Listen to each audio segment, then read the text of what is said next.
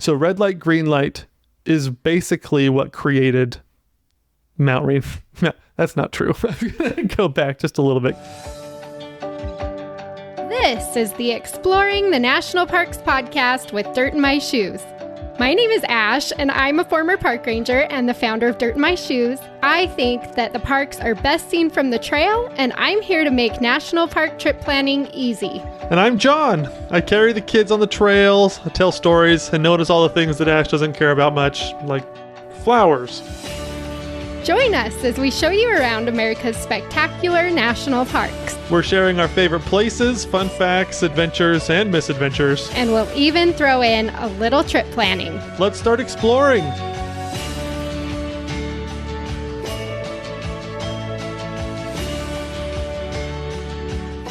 Can you believe the summer is almost over? I can't. It's flown by. As always, I feel like I live for summer. Because it's like, oh, yeah, finally, I don't have to be in front of my computer. I get to actually go out and be in these places we're talking about all the time. But yeah, I just can't believe it. I hope that you all have had some really fun adventures. Mm-hmm. Or I know a lot of people still go to the parks in August. And then we've got all the people who are like, we're just going to wait till the kids are back in school. There are a ton of people that are just itching for school to start. Yeah. That is the truth. So that they can go and actually enjoy the parks without all the people. The campgrounds slow down. There's always availability. It is kind of nice, actually. I remember when we were full-time RVing, it was really nice. Come September, everything was just suddenly available again. I live for September in the parks. Yeah. There's very few national parks that aren't fantastic in September. So anyway, we hope that you all have had a great summer so far and that you've been able to use some of these podcast episodes and resources on Dirt in My Shoes to help you plan just epic summer vacations this year. Mm-hmm. Believe it or not, this is actually the time that you need to start thinking about next year. I know. A lot of the reservations have already opened up for the bigger parks. Yeah, that's so crazy. I know. So it's like you're planning your trip for next year before even you take your trip this year. Do you know what I mean? Like it's a never-ending battle. So anyway, if you're hoping to go to any parks next year, seriously, now is the time. In fact, you're probably a little late for some of these parks, unfortunately. Mm-hmm. But start making your plans for next year. Don't wait on it as much as you probably do. I don't know. I always am like, oh, I'm not ready to start planning again. I just want a little break. I know. But you won't get the in-park lodging and stuff if you don't look at it now. So I know. Anyway, public service announcement, but I hope that it's been a great summer for you. We've had a fantastic summer. Oh, yes. It's been great. Our next episode after this one actually is a big road trip we took this summer. We want to talk about that. So anyway, just lots of fun stuff that happened this summer for us as well. Today is the best. I hope it's good. I told John, dazzle me with facts from Mount Rainier. Oh man, today is going to be awesome. The fun facts episode for Mount Rainier. So much pressure, but I just can't wait to jump into it. But as I was thinking about this and kind of preparing for this episode, I really struggled at first. I wanted to convey the feeling of this place because Mount Rainier, especially if you've never been here before, I wanted to properly share the feeling that you get when you visit this place. And so, because I'm me, I racked my brain through all my fantasy and sci-fi books and movies to find like a proper comparison. Because I'm sitting downstairs reading my book on the chair, and he keeps coming to the bookshelves and like pulling. I know you pulled the Chronicles of Narnia. I saw you do that. Anyway, he's going through the fantasy section of our bookshelf, and I was like, oh no, what's he preparing for? Well, geez, I had to go through stuff. I feel like every time I've talked about Mount Rainier, I compare it to the Lonely Mountain, and I've been doing it over and over again. And while I still think that comparison is probably the best one out there, at least at the beginning of this episode, it doesn't quite do it justice in the way that I want it to. I wanted to find something a little bit more mainstream that most people would be able to connect with. And so I was thinking, okay, Lord of the Rings, the Lonely Mountain. Harry Potter doesn't really have any mountains. Star Wars and Star Trek, I couldn't think of anything. I thought of Avatar, the planet of Pandora has some really cool stuff, but not really the mountain I was looking for. That was a cool movie. So long. so long. Yes, it's true. All of the Avatar movies so far. I feel like as I get older, I'm like, I don't have the capacity to sit the stamina for 4 hours. I don't. It was like when I was in my 20s, it was like, oh yeah, we can stay up all night and watch movies. I don't know. I pulled all sorts of all-nighters in college and stuff. And now I'm a tired mom who doesn't want to sit there for 4 hours. I know. It's so true. Movies have gotten so long. A shorter movie that I thought of was like Sleeping Beauty or Maleficent, the enchanted world that she kind of protects. But that also didn't have the right kind of mountains. And then it finally did come to me. And you mentioned it a minute ago with the book that I pulled off the shelf, The Chronicles of Narnia. Now, in the movies, you get a tiny taste of it in the Voyage of the Dawn Treader. Near the end of the movie and the end of their voyage, our intrepid travelers are nearing the end of the world and the beginning of Aslan's country. They reach a beach with a 30-foot wave that never crashes and that stretches as far as the eye can see. And Aslan appears on the beach. And Reepicheep, who's one of my favorite characters, and probably one of the best examples of a contradiction ever, a mouse who is a mighty warrior, not only in his heart, but in real life, because he's incredible on the battlefield. Reepicheep approaches Aslan and takes off his hat and says, "Your Eminence, ever since I can remember, I have dreamt of seeing your country. I've had many great adventures in this world, but nothing has dampened that yearning. I know I am hardly worthy, but with your permission, I would lay down my sword for the joy of seeing your country with my own eyes."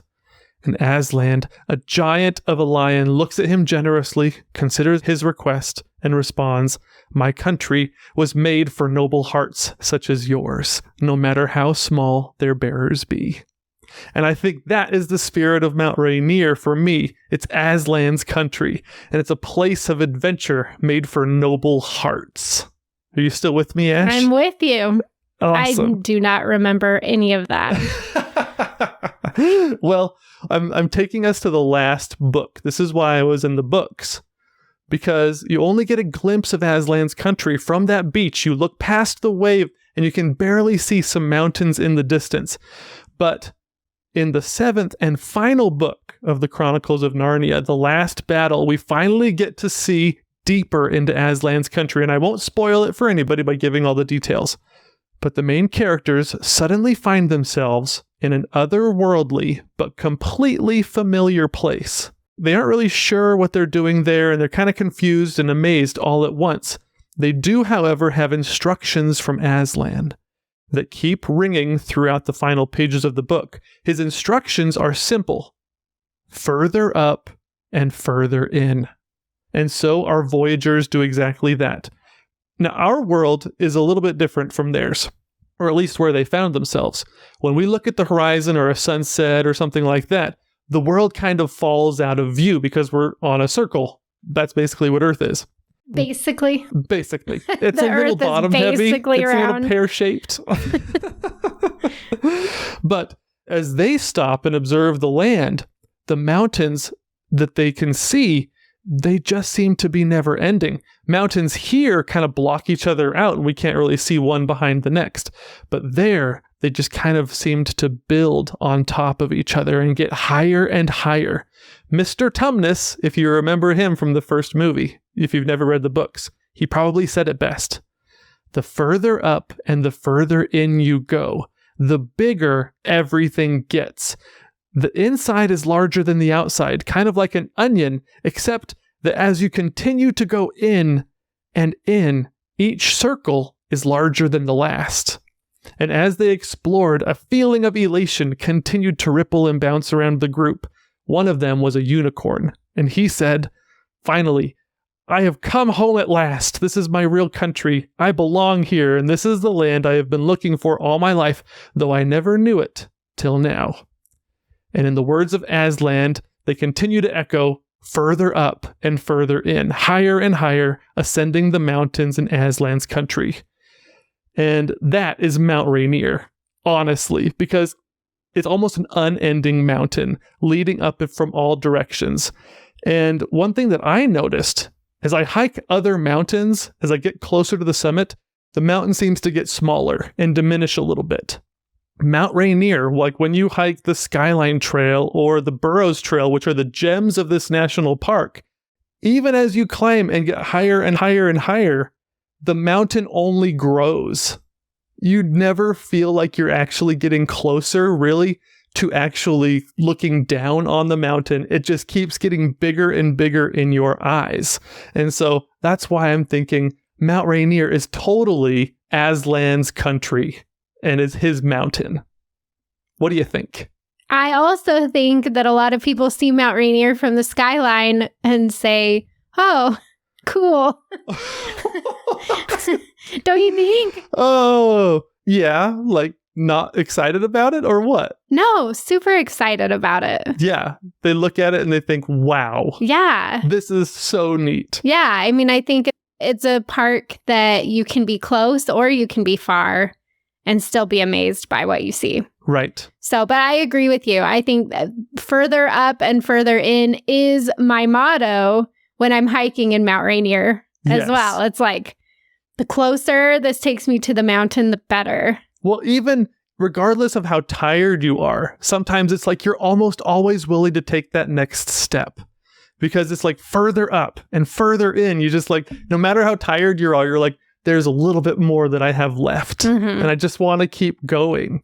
And that's why, like, I don't know. I just feel like it's Aslan countries because no matter how you arrive at Mount Rainier, it changes you into that noble heart a little bit. You feel like Reapy Cheap because you're so small on this incredible landscape. It's massive. And as you keep going, everything just gets cooler and you appreciate it all the more. It's such an amazing landscape. And so I want to jump right into fun fact number 1 because it doesn't go on like Aslan's country forever and ever. Yeah, it's just one mountain.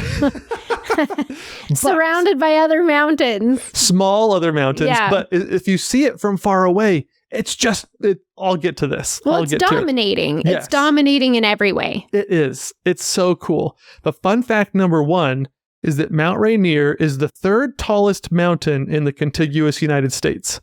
It stands at 14,411 feet tall.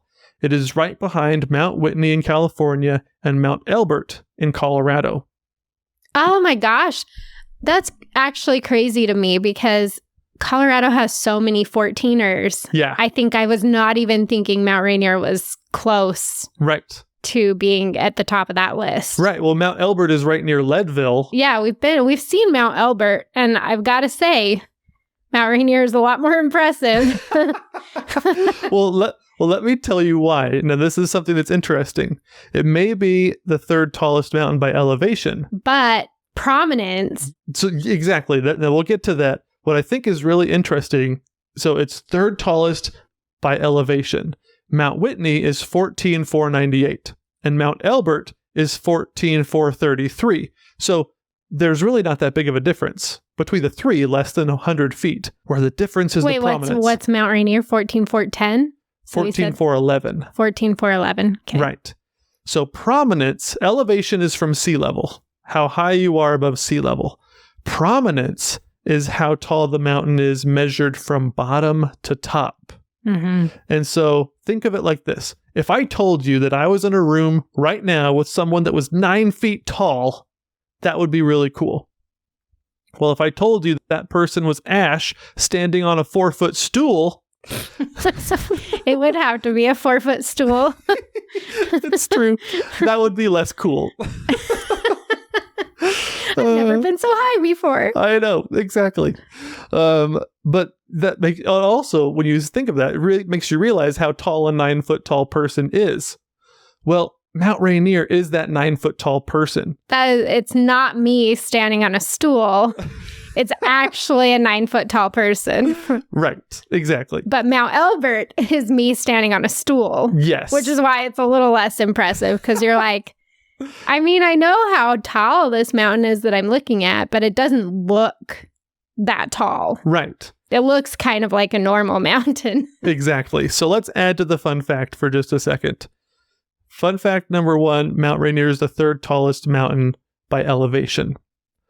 But it is the tallest mountain in the contiguous United States by prominence at 13,246 feet from bottom to top. Which is crazy. That means that the mountain itself starts only like 1,000 feet above sea level. Exactly. Because, I mean, you think about it, Washington, that area of Washington, I mean, you're so close to the ocean, you basically are at sea level everywhere. Right. And so to go from right at sea level, basically all the way to 14,000 feet is insane. Mm-hmm. Versus Mount Elbert in Colorado, Leadville, which is the town right there, is like 10,000 feet above sea level. Right. That feels like the ground to you.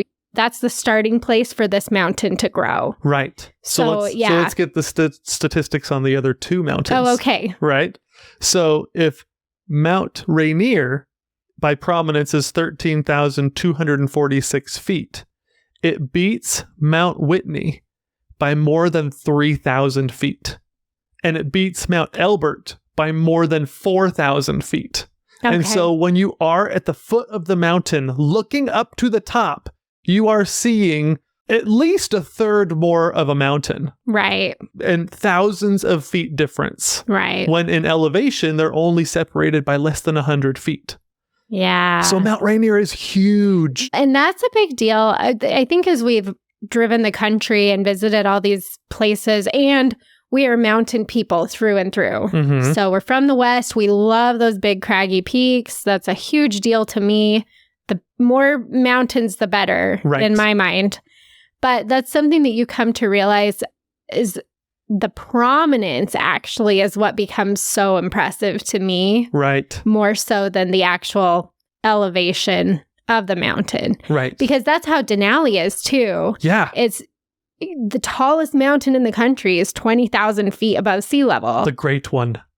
And it literally, its prominence is almost that whole 20,000 feet. Yeah. And so it's just like you're standing at the bottom of it and you're a tiny speck. Yeah. And I think that's what I like about Mount Rainier so much too, is it's a lot of the same feeling as like standing at the base of Denali. Mm-hmm. But here you are in the lower 48, which you said is the tallest mountain by prominence is Mount Rainier. Yeah. And so that really is like the next step. If you can't go to Alaska, go to Mount Rainier, because you get very much that same feeling of just standing in the shadow of something absolutely massive and foreboding. And you don't get that feeling all the time with these tall mountains. Yeah, exactly.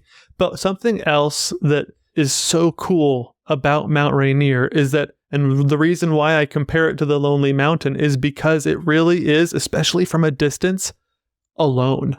Yeah. Like it stands up and above everything around it that you don't even realize that the other mountain, from afar, from a distance, you can't even tell. Like if you're in Seattle, you can't even tell that there's other mountains around it. Right. Because it's so big all by itself. Dude,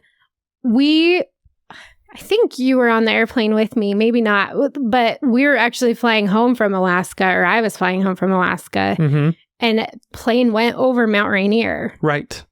And I was just like flabbergasted that the plane actually went right over the mountain and we got this awesome view of it. But it really is just all alone, it seems like. Even when you're up at that elevation looking down, it's like, what in the heck is that? I know. People on the airplane were like, what mountain is that? Because it was just so in your face. It's so even big. From an airplane, it was in our face. I know. It's so awesome. Were you on that flight? I was. Was that? I think that's when we were coming home from Denali, actually. I know. We came home from Denali and we were so excited and we saw Mount Rainier and we're like, oh my gosh. I know. What did we miss? Oh, did we miss something big? No, it's just and I got to take that word out of there. Just Mount Rainier, because it's so crazy. That fiery giant stands alone and it is so neat. Yeah. Oh, I love that place. Comparing it to the Lonely Mountain just fits, but the emotion of the looming danger that comes along with the Lonely Mountain isn't what I wanted at the beginning, but we're going to get to that. Well, it's a pretty important part. Exactly. But before we get to the looming danger, let's talk a little bit about how amazing Mount Rainier is historically, because we've talked about so many mountains in other fun facts episodes. We've talked about the Appalachian Mountains, we've talked about Sierras, Rockies, the Tetons, we've talked about so many different mountains. Mount Rainier, comparatively, has gotten so tall, so fast, that it just blows everything else out of the water. It is insane how young this mountain actually is. Oh, I'm very interested in this. Okay, so the Appalachian Mountains are more than 300 million years old. The Sierras are about 100 million years old. The Rockies, 50 to 80 million years old. Fun fact number 2 is that Mount Rainier is only about 500,000 years old. Oh my gosh. How? How? Because that's like a baby mountain. Yes, well, that's perfect. I'm so glad you mentioned that. Because in geologic time, that is literally nothing. Right. Okay? Yeah, well, I mean, because the Tetons, how craggy they are and beautiful they are, that's a young mountain range. Right. Very young. That's why it's still so craggy. Yes. But you said the Rockies, are 50 to 80? 50 to 80. The Tetons are earlier than that, they were I think, only right? like, if I remember right, they were somewhere between 10 and 15 million years old. Yeah.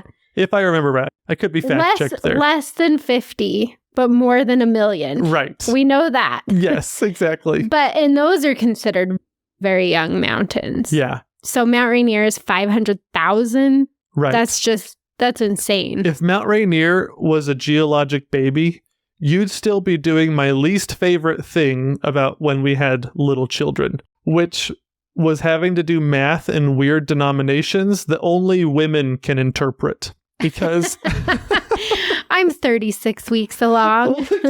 That's exactly right. Because I could never tell people how old my kid was. John is like, just say 6 months. Stop measuring in weeks. Oh my gosh. When your wife is pregnant, you have to do...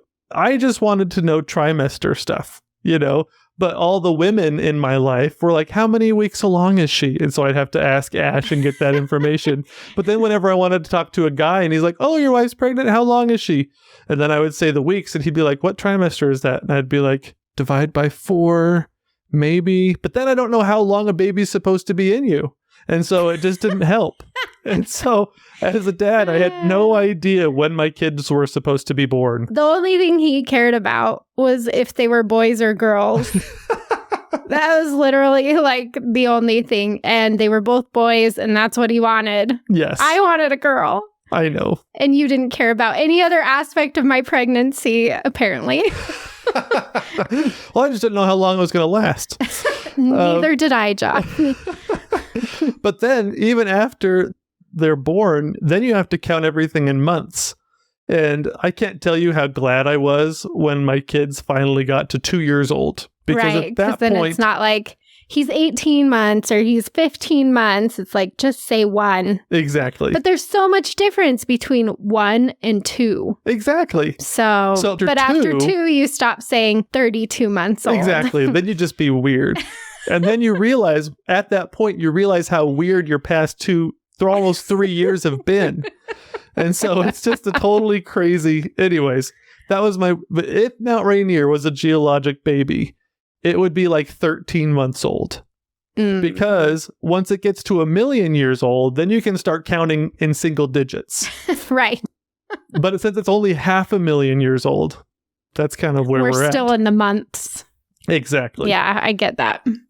That's so funny.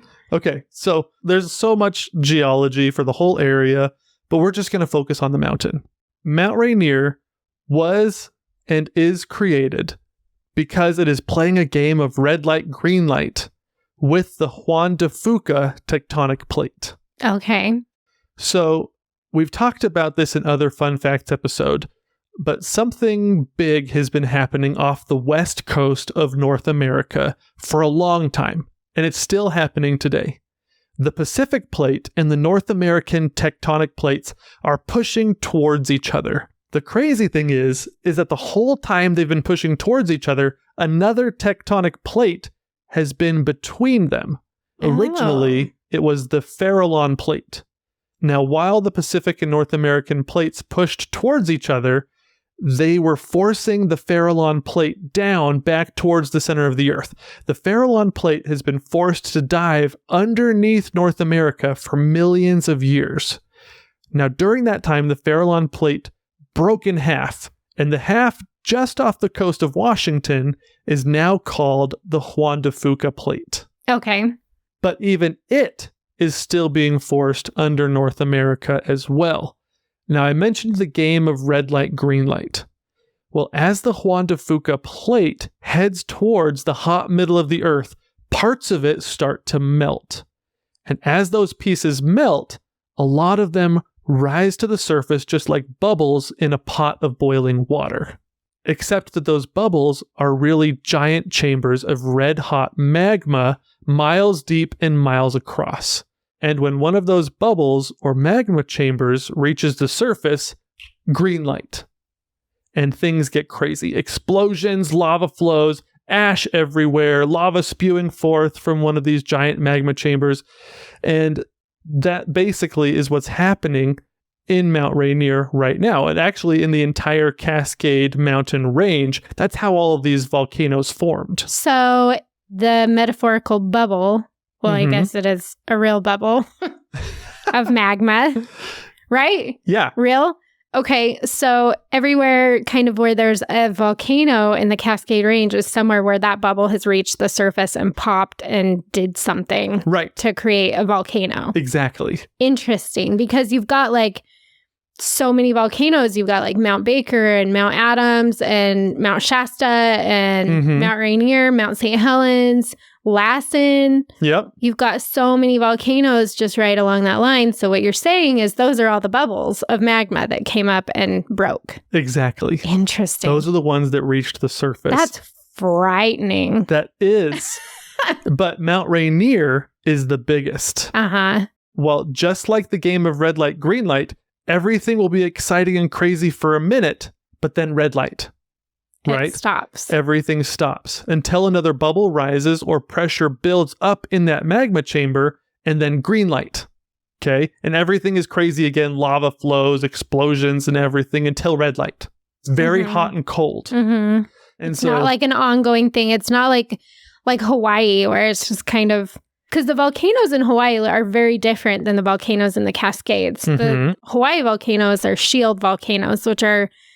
Can I say this? They're kind of boring looking volcanoes a little bit because there's no crags or anything, it's just kind of a bump in the landscape. Right. You see this bump and it's kind of gradual. They're so massive.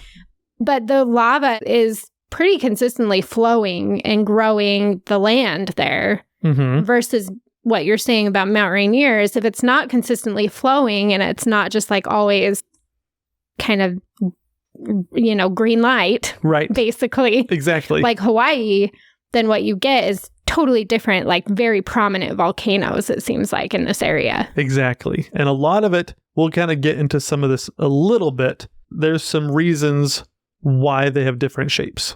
One crazy fact is that this is the Mount Rainier that we see today is actually the second Mount Rainier. Oh. Because the first Mount Rainier had a few really good green lights, like 1 to 2 million years ago, but that it had such a really long red light that most of the mountain eroded away. Yeah, until 500,000 years ago when the green light happened again. And that's when Mount Rainier, things got intense. As we see it, exactly. Is formed. Exactly. Interesting. And so all of these mountains in this Cascade Range, there's differences, subtle differences, but a lot of them are kind of like this red light, green light game, where they'll have a period of really hot and intense, and they'll have a period of kind of cooled off, mellow. Right. And so that's kind of what's happening. And so 500,000 years ago, that's when we got about 80,000 years of solid green light. Tons of lava buildup over those years. And then 140,000 years of red light. And then, around 280,000 years ago, we had 120,000 years of major green light, lava spewing out, and the mountain was building up and out. And that period of time was when Mount Rainier was probably the tallest it's ever been, was about 200,000 years ago, until red light. And then things started to slow down and it started to erode a little bit away. And then things get a lot closer to where we are now. Yeah, no thanks. I would like it to stay on red light. I know, exactly, right? But 40,000 years ago is when the top of what we see Mount Rainier now, that's when it was built. That was like a day ago, geologically. Exactly. But that's the nature of this red light, green light game. During green lights, the mountain builds. During red lights, the mountain erodes away. And even though I'm blocking this together through like hundreds of thousands of years as either a red light period or a green light period, it's actually, the truth is that it's a lot more frequently switching. It's just more of a trend. It either trends towards really volcanic or it trends towards being pretty mellow. Like during the last 11,000 years. Nope, too close for comfort. Yep, exactly. During the last 11,000 years, there have been many eruptions. But overall, it's been pretty quiet. No? Please tell me. Even inside that 11,000 years, you'll have a period of time that's been very active. I don't know if you're talking about this in this episode, but are we going to talk about the last time it erupted? Oh, look, we're getting there. We're just about there. I would like to know that information and maybe never visit Mount Rainier again. Oh my gosh. Okay. So about 2,500 years ago, there was several hundred years where there were frequent and continued eruptions. So that was the last major green light. There were people on the earth at that point. Oh, yeah. I just want to point that out. That was like Noah's Ark. Oh, my gosh. Yeah, exactly. But then it turned red again. And during the last 2,000 years or so, it's been about every 500 years or so. Okay. When you have a somewhat major eruption.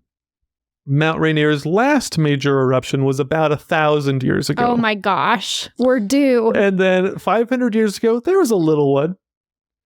But nothing really lava related has happened in the last few hundred years. Oh my gosh.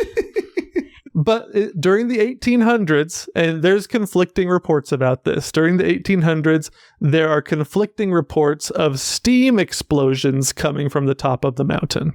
Some people say they saw it. Some people say they didn't. There's pictures that disprove one side. But all in all, I'm not saying that we're due or anything. But we're due. But we're due. Moral of the story is that Mount Rainier is still very much an active volcano. True or false? Mount Rainier is the most dangerous volcano in the United States. Fun fact number 3 is that Mount Rainier is considered the most hazardous volcano in the Cascade Range. Okay. In fact, Mount Rainier is included on an international list of volcanoes called Decade Volcanoes.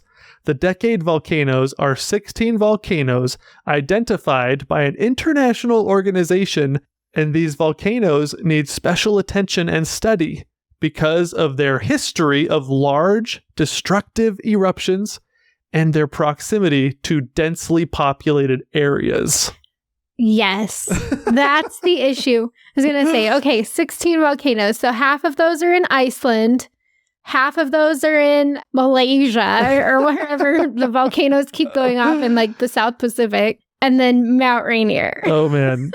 So I'm not going to... I don't know. No, I'm just kidding. I don't know. They're all over the world, but these specific 16 volcanoes, Mount Rainier being one of them, are basically volcanoes of death. Oh, because let's talk about this. This is huge. Yes. Basically, we're not so worried about the lava. I'm not worried about the lava. Okay, I'm pretty sure the people who live around Mount Rainier are going to be dead before the lava even hits them because Mount Rainier is so glaciated. There are so many glaciers on Mount Rainier. It has the most glaciers of any mountain in the lower 48 in the contiguous United States. so much ice Yes. on this mountain that if it heats up, where does all that ice go? What does it do? It turns into water and it floods. Right. That all of that is going down and out to the communities surrounding Mount Rainier. Yes. It's just massive flooding events. Yeah. And that floods, the water is going to mix with mud and it's just going to make this terrible, destructive flow that's going into these communities. And it's such a populated area. You've got Seattle, you've got other just huge population centers, though, right around here that are going to be affected by this. Right. That's only phase 1. Yeah. That's going to happen as the mountain heats up. But then if there is any lava involved, there you go. You're a goner. Yes. Well, you took us a few steps forward there. Because it's frightening. Yes. And they have signs around the national park talking about these. What are they called? Lahars? Mm-hmm. Referring to the water flow, the landslide type stuff that's going to come down this mountain is actually going to be incredibly destructive. Oh, yeah, exactly. Yeah, everything that you just said are like bits and pieces of our next few fun facts. But yes, this place is not Aslan's country right now in this discussion. At this point, this is the looming danger of the Lonely Mountain with the dragon fire and everything, because which is part of what makes it so cool, honestly. It does. It makes it so cool because, listen, one thing humans are good at is adapting. Mount St. Helens, when it exploded, there were some unfortunate deaths and things like that. But when that happened in 1980, we started taking a lot of precautions. So this is the hope. I'm giving you the hope here, people.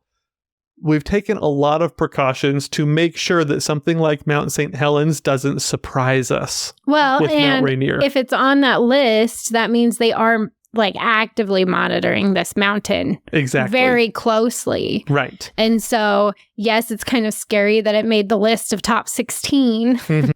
But also just know there are scientists everywhere like studying this and watching this and making sure that we have as much information as we possibly can regarding this mountain. Also, though, the element of just not being in control and not, you know, when you're in the national parks, when you're in the natural world, one of the most humbling experiences I think you can have in something that really, like, if you really want nature to touch your soul while you're there, is feeling that sense of out of controlness. Yeah. Where you are just there and you're at the whims of Mother Nature and there's nothing you can do about it. Right. Exactly. And that's a really cool piece of being at Mount Rainier as well, is it's like anything could happen, which is true of anywhere, but when you're standing at the base of a huge, massive, destructive volcano and saying, I'm going to hike this. Yeah. I'm gonna hike around this for a day. It just adds an extra element of just like, wow. Oh, yeah. Phenomenal. Oh, yeah, absolutely. It's part of the majesty of this place. Yeah. Is the little bit of the risk. Yeah. You know? It's part of the fun. And just feeling that sense of you have literally no control. Yeah. While you're there. You can't even begin to anticipate what could happen. Exactly. But probably won't because they're watching it. Because we have tried to do things so that we can anticipate. Right. And so we have, there's actually a website that I was been looking at for the past couple of weeks, which has been really interesting. Did you go down a big foxhole on that probably? Yes, we could put in the notes if people are interested. But they record all of the seismic events that happen in the Cascade Range. And as I've been watching Mount Rainier's, it's been really interesting because according to the NPS, in an average month, Mount Rainier will have 1 to 5 small earthquakes. Yikes. But sometimes the seismologists record what they call swarms of earthquakes, where they'll get like 5 to 10 earthquakes in quick succession in just a couple of days. From what I'm seeing on this website is that they're not including all of the seismic events that I'm seeing happening in that what they consider small earthquakes. Because, and I don't know, at least the spot where I was looking, it records things on a 30-day rolling basis. So you can see what happened over the last 30 days. And as of today, there were like, the day we were recording this, there have been 20 in the last 30 days. Oh my gosh. But that's just today. Like a couple of weeks ago, something big, a swarm must have fallen off the 30-day rolling average because the number was quite a bit higher. Okay. But what's really interesting is they're tracking all of the little movements too, that they chalk up to stresses associated with the circulation of hot fluids under Mount Rainier. You've got boiling hot water and steam and the magma that's kind of churning around in the base of Mount Rainier. And so there's lots of little movements that they're tracking as well. And they can track if the mountain is bulging in certain areas or which is bad because that happened with Mount St. Helens. Exactly. It got the bulge and then it shot out the side. Exactly. And then, but also they can measure the ground temperatures in different areas too, to measure if there are any significant changes. Because despite the fact that there could be X amount of seismic events that are happening around Mount Rainier, a lot of them are just, they don't really have a little tremor just from natural movements of the volcano. They're not scary. Right. And the last volcanic event with some of those steam explosions happened 150 years ago, but according to the NPS, the Cascade Range has averaged about 1 to 2 eruptions every 100 years for the past 4,000 years. And so Mount St. Helens erupted about 50 years ago. Check. Lassen Peak was like a little over 100 years ago. Barely. Exactly. So I think that counts as the last 100 years. Yes. So we've had two. We're good. Two. We might be good. We could be good. But our scientists, luckily, if Mount Rainier even hiccups, we'll probably know, which is really good. Another factor, we've mentioned some of the Hawaii volcanoes and how they're sort of different. And we've also mentioned Mount St. Helens. There's some major differences between the two. One of them being the chemical composition of the lava itself. Okay. And so Mount Rainier and Mount St. Helens and the Hawaiian volcanoes, and even some of the other volcanoes in the Cascade Range, they have a different type of chemical composition. Some of the lavas are more flowy, and a lot of it kind of has to do with like the silicon dioxide that's inside the lava itself. Usually the lower the silicon dioxide, the more flowy it is. The higher the percentage the silicon dioxide, the more thick and chunky it is. Now, the main reason why the Hawaiian volcanoes and some of the other flowy volcanoes with flowy lava, they may not be as scary and dangerous, is because if there's pressure that builds up inside a volcano with more viscous or fluidy lava, that pressure can easily get released without a major violent event. If the lava or magma is more chunky, then it usually takes something like a Mount St. Helens event to relieve that pressure. Mount Rainier is not as chunky as Mount St. Helens. Okay. Luckily, it's quite a bit more flowy. Okay. That doesn't mean that it can't. Right. But that's something that can give us a little bit of peace of mind, is that the silicon dioxide levels are a little bit lower. Interesting. So that's something to think about. Yeah. Gives us a little bit of comfort. Yeah. I mean, sure. Exactly. Every little bit helps. Okay.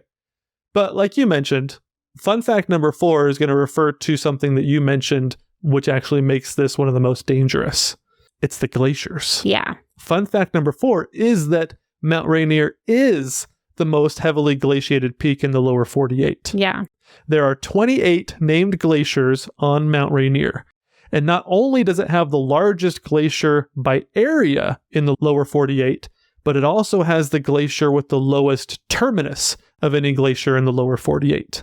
So it ends the lowest elevation. Exactly. Basically. Interesting. Yeah, it's so cool. So Emmons Glacier is the largest glacier by area in the lower 48. Okay, we were wondering about that when we did the exploring episode. We were like, we think it is, but don't quote us on that. But now you can quote us on that. Yes. The area is 4.3 square miles. So it's huge. That glacier is so good. And you can see it so good. Mm-hmm. That's the thing. Actually, can I just say something? It's kind of a tangent. But I love tangents. I know. I'm all about tangents. I don't tangent very often, so it feels weird. But like everybody wants to go to Glacier National Park to see glaciers. And it's like, dude, Mount Rainier has so many better glaciers that you can see than Glacier National Park. Oh, yeah. You want to see glaciers? Go to Mount Rainier. Yes. Don't go to, I mean, you can go to Glacier. Everybody loves Glacier. Glacier is awesome. But you can stand, like when you're hiking in sunrise at Mount Rainier, you can stand at an overlook and see the biggest glacier in the contiguous United States. Exactly. With like very little effort. Oh, you can see it from the road. You can see it like from the campground. You can hike next to it from the campground. Like, right. It's so accessible. And it's like when people go to Glacier and they're like, where can we see a glacier? And it's kind of like, well, it's kind of hard, actually. Well, and the ones you see aren't very big. And so that was what blew my mind the first time we went to Mount Rainier. And I was like, why is nobody talking about the glaciers here? Right. Nobody's talking about this. You can get close enough, like when you do the Skyline Trail, you're close enough to see the blue crevasses. Yeah. And the glaciers just dripping off the mountains and just hanging on for dear life and clawing at the mountain as they make their way down. And all the waterfalls coming off these glaciers. And so, like, you want to see glaciers? Skip Glacier. I'm saying it. Go to Mount Rainier. You will see glaciers in all their glory in a very easy and accessible way. It's so true. Emmons Glacier is the best. I love Emmons Glacier. Emmons Glacier is so awesome. Impressive. It is. But Carbon Glacier, which is the one with the lowest terminus, is actually larger by volume than Emmons Glacier. So it has more ice. Yeah, it's thicker. What's interesting, we just recently did the Fun Facts episode for Glacier Bay. The terminus... Well, that's what I was thinking. Glacier Bay, the terminus is the ocean. It's sea level. 0. Yeah. The terminus for this one is like 3,600 feet. Which is very low for a mountain landscape. Like it coming off a mountain. Alaska's weird. Alaska just does whatever it wants. Exactly. But down here in the lower 48, it's not normal for a glacier to be that low. Right. And so that makes it very accessible for people that really want to see it. But these glaciers, they're what's responsible for tearing down and eroding away the volcano during the red light periods. Right. When the mountain is a little bit more dormant. The glaciers, what's so crazy, these glaciers actually carve out so much rock and stuff, they'd melt so much that they're actually causing the rivers to aggrade instead of erode. Interesting. They're pulling so much stuff out of the mountain and depositing it in the riverbeds and the canyons and everything that they're actually adding about 3 feet worth of stuff every decade.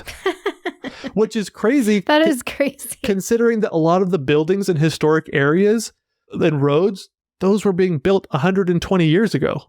So multiply that till today.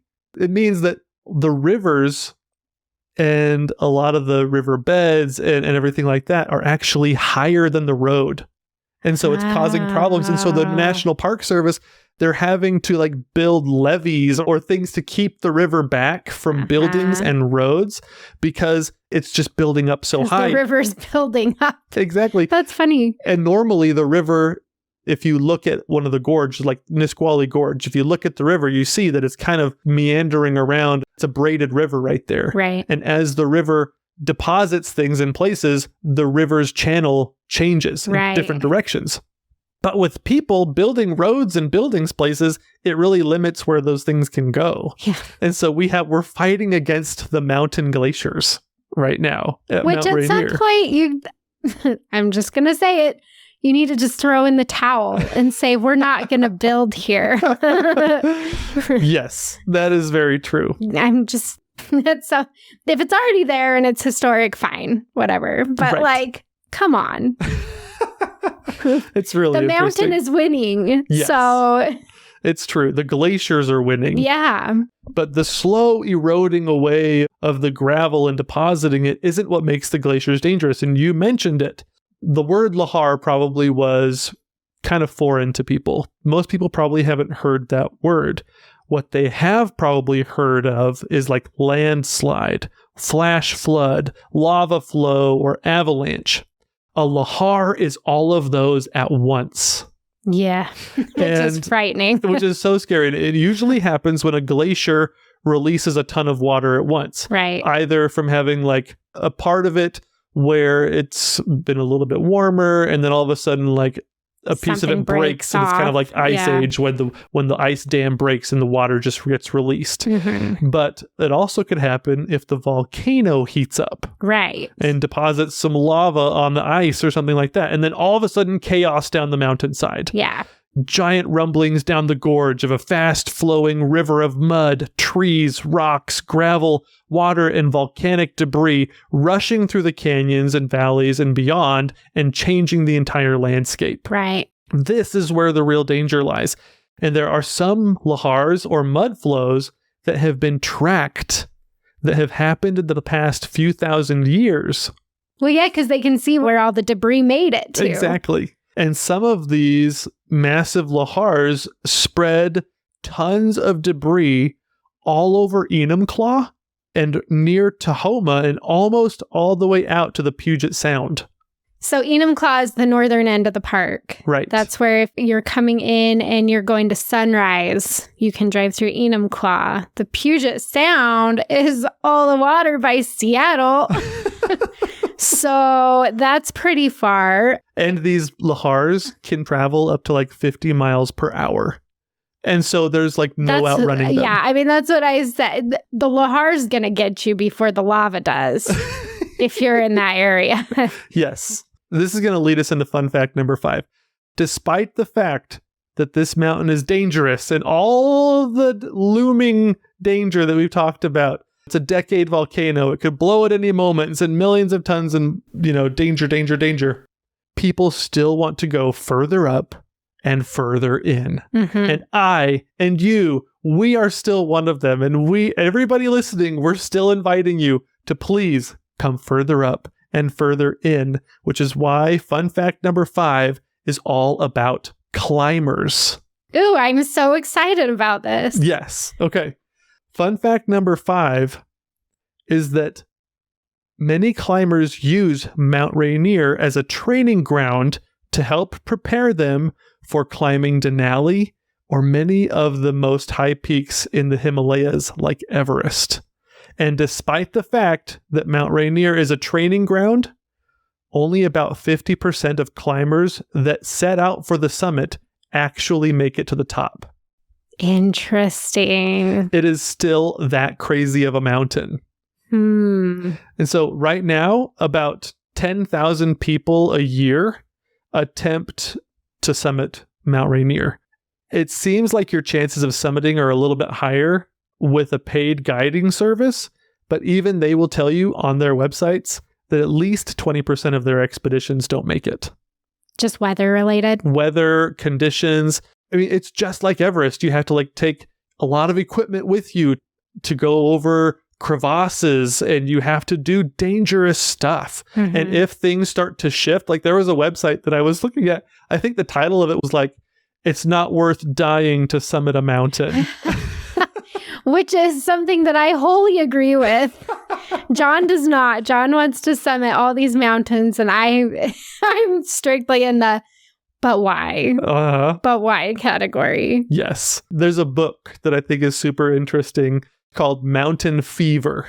It was written by Aubrey Haynes. Aubrey is a man, but he was the first park historian for Yellowstone National Park. And he was a park ranger at Yellowstone and at Mount Rainier.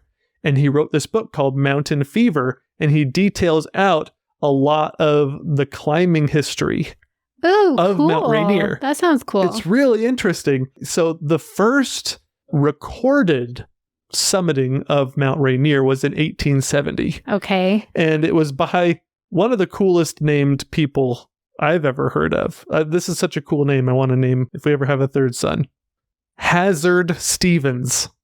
No. No, that sounds like a trail name. So Hazard Stevens.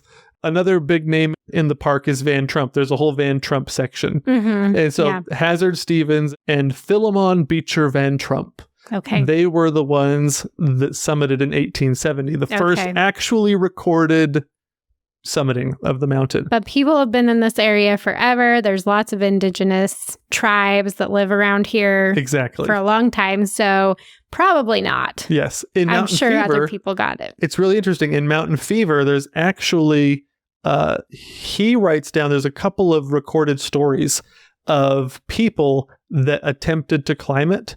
There was a group of 4 people that attempted in like the early 1850s. It says they didn't make it all the way, but that they probably made it to like, I think it's called Disappointment Cleaver, where it's kind of like a false summit. Anyways, they made it up to that point.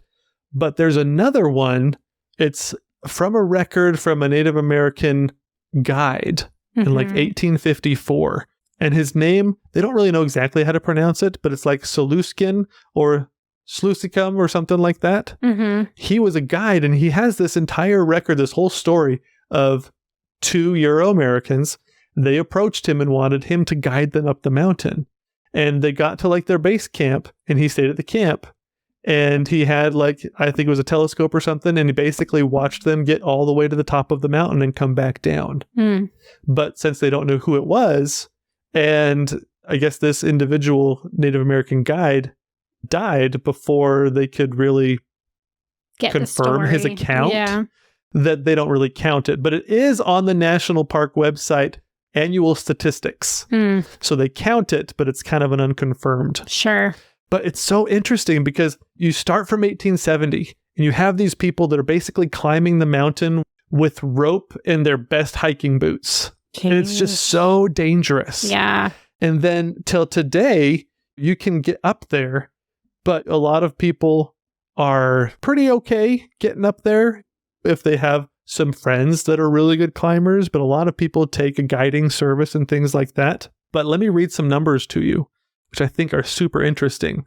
In 1870, that was the first time, it started out with just those first few people. By 1950, you had about 238 people a year trying to summit it. 140 made it. By the year 1989, about 7,500 people were trying to summit. A lot more, but only 3,700 people made it. Okay. By the year 2018, 10,700 people were trying to make it, and about 5,100 did. Despite the fact that people have so much better climbing technology and we have businesses taking people up there, the mountain is still in control. Right. There's nothing you can do about it. Yeah. It's so cool. Like you mentioned, I would love to climb Mount Rainier, but for now, I love just visiting this park and going further up and further in. It is so neat. It is the greatest experience. I was trying to rank last night while I was thinking about it. I was like, what is my actual top 5? And Mount Rainier is number 2 for me. Really? I love Mount Rainier. Yellowstone and then Mount Rainier? Yeah. It is incredible. Both amazing volcanoes. Yeah. But Mount Rainier is just, no matter how many times I go back, it's the one landscape that I see it and it never gets old, and I never get less awestruck. Right. Every time I visit. Right. It's so cool.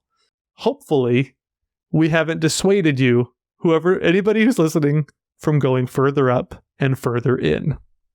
So your task for today's episode is we want you to head over to Facebook or Instagram at Dirt in My Shoes, and we're going to have a question there for you. We want to know, when you think of Mount Rainier, are you scared? Does it feel like looming danger? Or does it feel like an exciting adventure? Right. Have we dissuaded you too much is what we're wondering. But no, really. But like, is it something that you're like, oh my gosh, that's so cool, I have to go see it? Or, oh my gosh, no thanks. Right. That sounds a little too frightening. So head over to our social channels and let us know. We'll have a post there for you to chime in. We would love to hear your responses. And also, if you've been enjoying the podcast, please leave us a 5-star review or share your favorite episode with a friend, especially here at the end of the summer when people are still traveling. They might still need some extra information about the parks they're going to. So we greatly appreciate you doing that. And otherwise, we are just so excited for you to get to Mount Rainier. John mentioned it's his number 2 favorite park, which actually really surprises me. Oh, yeah. Mount Rainier is easily in the top 5 for me as well. Yes. I don't know if I'd put it in number 2. There's some big hitters in there, but like it's easily in my top 5. So This is a park that has just surprised us year after year. It's somewhere we love to go back to and explore. And we hope that you're able to do the same.